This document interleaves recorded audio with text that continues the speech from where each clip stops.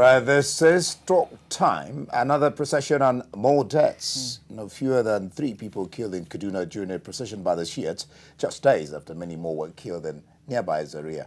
Now, the army alleges its officers had to open fire after an attempt on Chief of Army Staff Tukur Buratai, but the Shiites have denied that. Not a few people are worried when you take into consideration the way Boko Haram became a terror group. Now, in the studio to talk about the attempt on the army chief and religious tension is a security expert, Richard Amua, who is also a friend of the house. Good to have you.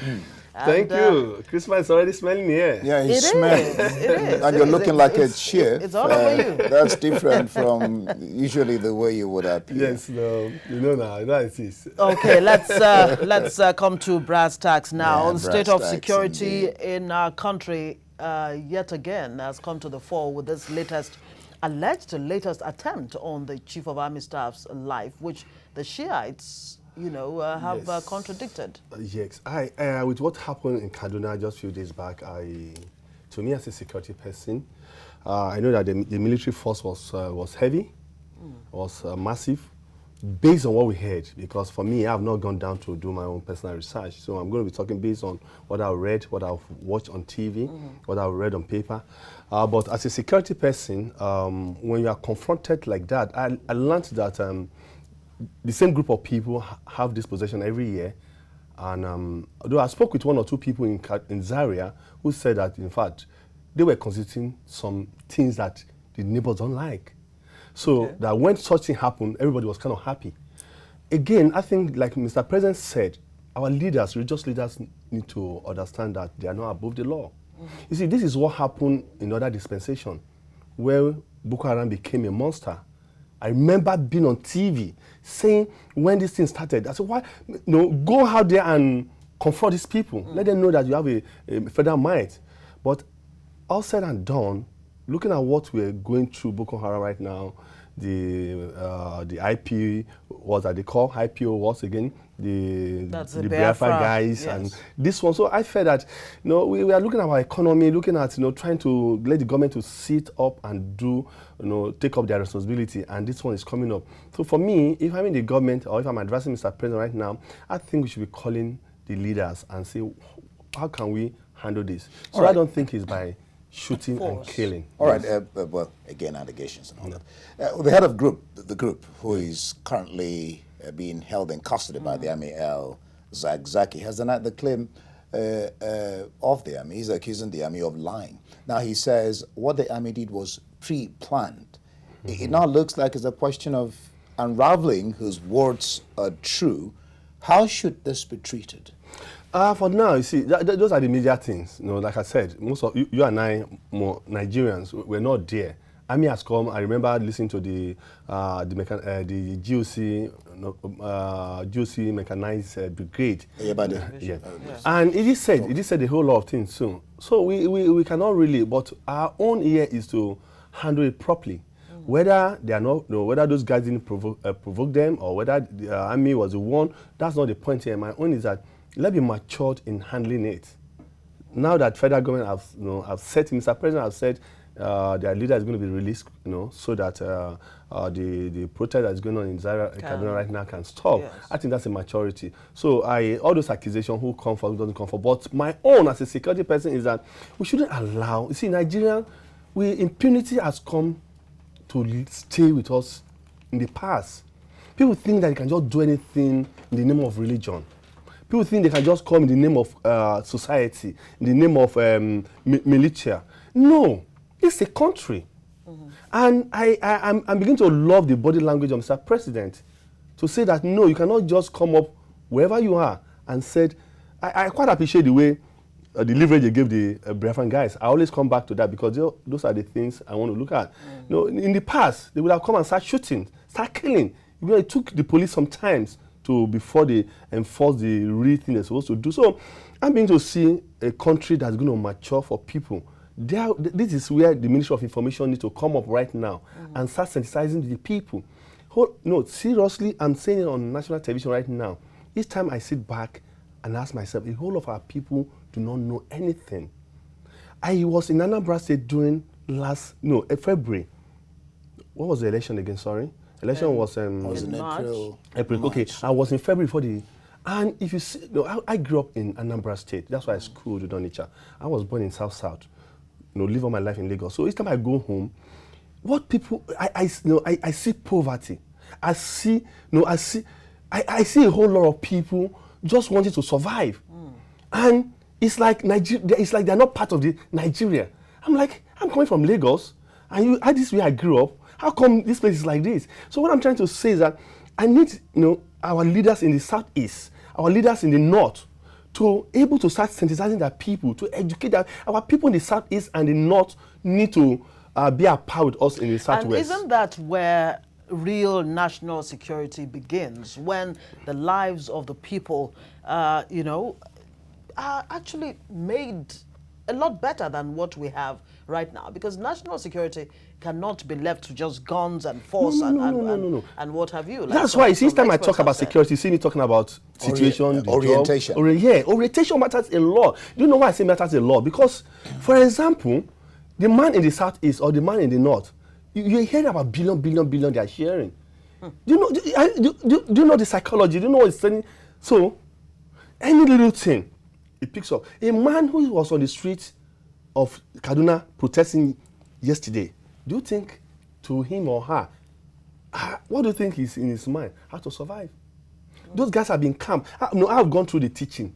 The same guy I've been teaching these people, for them to stand on their right, for them to no government to subject them to anything, that they have their right. So if you are telling somebody such thing every single day, and the person goes on the street, he's going to become agitated. Every little thing. Yeah. So that's where our religious leaders, the Muslim and the Christian, we need to start teaching the proper. I tell people that I'm not a religious person, but I'm a Christian. People say, "Are you born again?" I say, "How many times am I going to be born?" I'm a Christian. Once I can live like Christ. So people, our religious leaders need to go back and start teaching people what you are doing. Will Christ do the same thing? Or will Muhammad do the Will same? Muhammad do the same thing? That is what we need to be teaching right now. And for those of us in our little communities who can go out there and teach and educate our people, I'm saying seriously, like you said, national security starts from education. And that education is everybody. All right. Many of the SEC members died in this incident. Conflicting The number, figures. I'm coming. Mm-hmm. The number is yet in the realm of speculation. Yeah. There's no doubt about that. I mean, but do you think that the action of the army was a wee bit too high-handed? Could this, for example, have been avoided or at least handled in a better way? Yes, I feel so. And that's why their leaders said that it's like a pre-planned. For me, okay, the place was blocked, and army came up with the fact that they want to assassinate the chief of army staff. And the question that, were those guys armed? Had they been caught with ammunition? Because what we heard was they had bottles. Reports say they were not armed. They were not armed. So reports again said that they were armed, and in fact, because that's why we're trying to do it naturally, a balancing act here. You get the side of the army, you get the side of the Shiites. Yeah. The army is saying that why they even reacted was that they had explosions and shootings, but then the question is, the way it was handled, was it too high-handed? Yes, I felt it's too high-handed. Very, very. Yeah, that's just obvious thing. What would you have? What would have done? Maybe army would have retreated. To where? No. Because actually, they blocked. The information was that they blocked the road. That the army was going on for an occasion. Let me tell you one thing. See, we are talking about a country which is already sitting in a very precarious yes, position. And you as the chief of army staff, you've been in Sambisa for God knows how long, and these are people who are trying to confront you. Serious as a leader, what you do is just go back, evaluate the situation, if need be. I'm just telling you, for my own industrial security right now, army man is clear and move on. That's the way to think. But for me, being a security consultant and being what I've studied in security, what I've done was retreat, evaluate, and see, look at the state of the nation, look at the mind of the people. My reaction, what is going to cause? Then come back to it. If chief of army staff have done that, I'm assuring you that a whole lot of people will applaud them. If again, after putting them on the round table and telling them that what you guys are doing is wrong. Next time, if it happens, we're going to take it higher. Then we know that those people has been. But the situation where like we said again, all this is based on the report, and we're looking at the both sides. Yeah. So, if truly what Army have said that there's there's a shooting and there's explosion, they have rights. So, and then again, on the other hand, the military did tell us, according to reports, that there were attempts to plead with the Shiites, in their procession to make way, for the chief of staff to move on to wherever he was going. And don't forget, the president was actually in Kaduna. Yeah, in Kaduna. The 12th. That day. Now, don't forget again that there had been attempts on Buratai's life in the past. Yeah. His village in Borno State had been attacked a number of times, especially when he just became a chief of army staff. Yeah. Now, against all of this, is it not possible that this could have informed the military's reaction? We're still saying the same thing, in the sense that, seriously, we're still saying the same thing. I just think that the military was just too serious with the engagement. In everything, that's rule of engagement. Mr. President in Kaduna, whatever it is, right now, okay, look at you and I, we're sitting on TV, every media, everybody's talking about this stuff. The question again, I'm very sure what is in the back of the military could be, this is how this Boko Haram started. Exactly. So that will motivate and inspire them to do what they did. To say, okay, I think we need to quit this once and for all. This guy need to understand that we are in charge. But my own is that if, for example, at the end of the day, this thing is investigated and they find out that these guys have no ammunition, what happens? What happens? We'll get to the place of investigation, but let's listen to what the army had to say about the reported attack and its officers' retaliation. It was important that we bring him into protective custody. As of this morning, at about 09:15 hours this morning, we successfully executed that.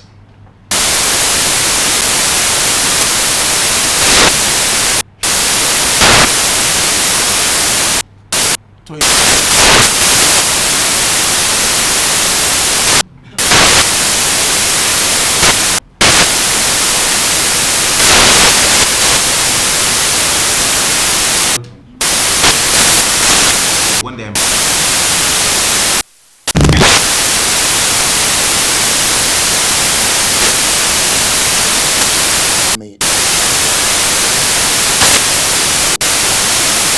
Studio here. Disasters things. Do you think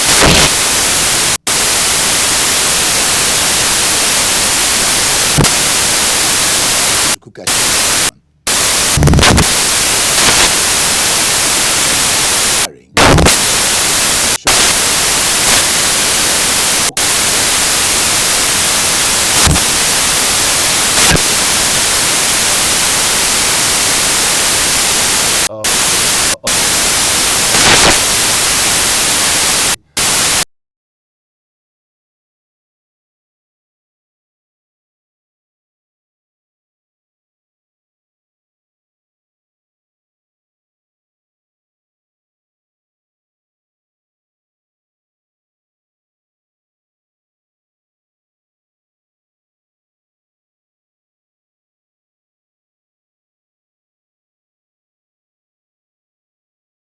Constituted authority. So I think the army is right in doing what they have done. But again, like I said, depends on the report that those guys were shooting and there's an explosion. Then the army can come and protect the chief of army staff. But if at the end of the day, it's not like that, and they did what they did, that's where we can call them to order to say, no, you have no right to do that. But based on the reports that we're discussing this morning, I think Army have the right. And again, like I said, the religious leader needs to understand that. No, this is a country. Whatever you are doing, you are not above the law.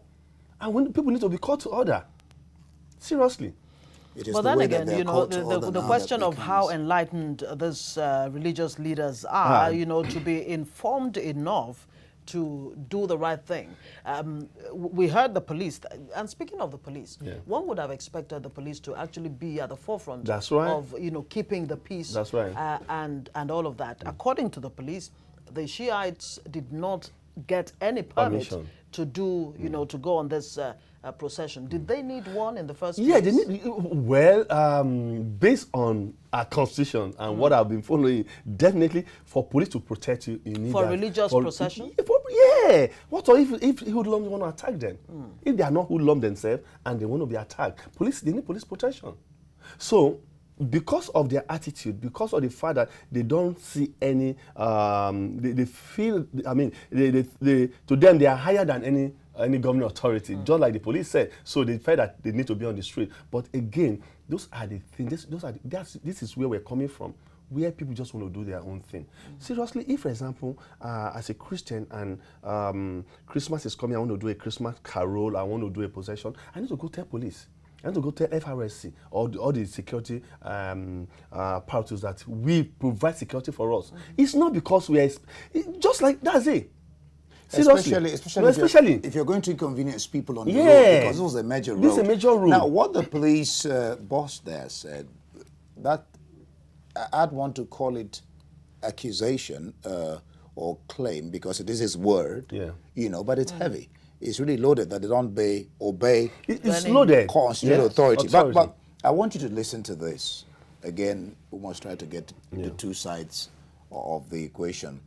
They lie to have said we attacked them. Nobody attacked them. They were the ones that first stormed our headquarters with truck full of soldiers, sealed off our headquarters. Now, one can't help but wonder what the soldiers were doing at their headquarters. Has that crossed your mind?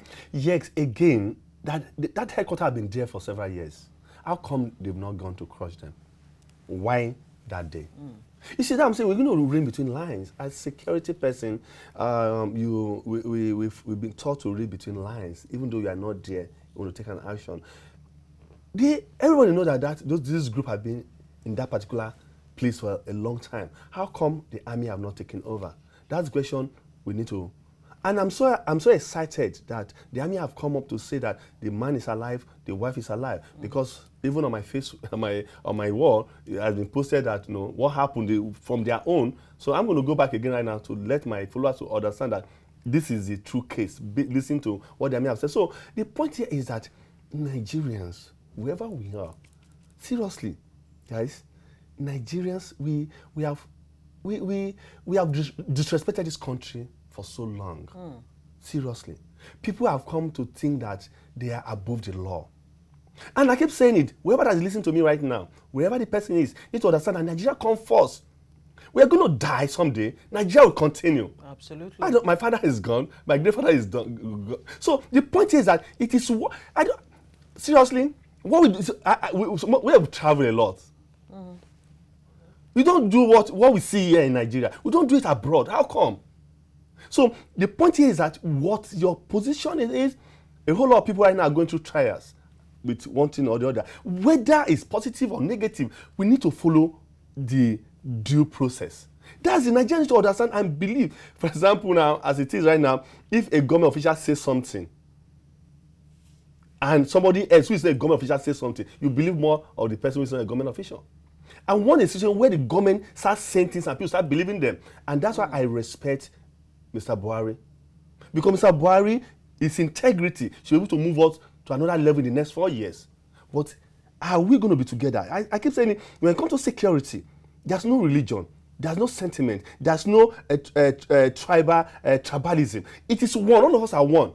Once election has been done, whether you're in opposition or you we come together and we move the country ahead. Indeed, but don't you think the leaders, the politicians are the ones who have played up these fault lines, this religious divide, ethnicity, and all of that for their own political gain? Yes. Because the ordinary Nigerian, whether it is Hausa, Igbo, That's Yoruba, right. have always lived together. That's right. Whether a Christian or a Muslim. Yes. That's it. But again, that's where we So need it is to. still left to the same leaders to turn a new leaf and say, look, this is the direction we should be going. A politician will always be a going politician. forward. Meaning they will always be selfish.